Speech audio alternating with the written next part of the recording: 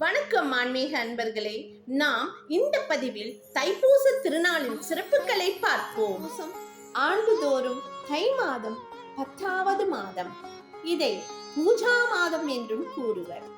பூச நட்சத்திரமும் பௌர்ணமி திதியும் கூடி வரும் நாளில்தான் முருகப்பெருமான் ஞானப்பழம் கிடைக்காததால் பழனி மலையில் பண்டார கோலத்தில் தஞ்சமடைந்ததாக இந்த நாள் கடைபிடிக்கப்படுகிறது. சுமார் 1500 ஆண்டுகளுக்கு முன்பு தைப்பூசம் கொண்டாடப்பட்டது என்பதை பற்றி தேவார பதிக்கங்களில் குறிப்புகள் உள்ளன. குறிப்பாக பொருந்திய தைப்பூசமாடி உலகம் பொலிவயத்த என்று திரு ஞானசம்பந்தர் பாடியுள்ளார்.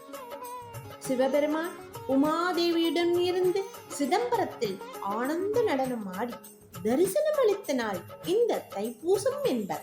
இந்த தைப்பூச திருநாளில் பக்தர்கள் மனமுருக முருகனை வேண்டிக் கொண்டு பால்குடம், காவடி, சர்ப்பக்காவடி, பறவைக்காவடி என்று மனமுருக வேண்டி தங்களுடைய பிரார்த்தனையை நிறைவேற்றுவர். இந்த நாளில் நாம் அனைவரும் முருகனின் அருளை பெறுவோம்.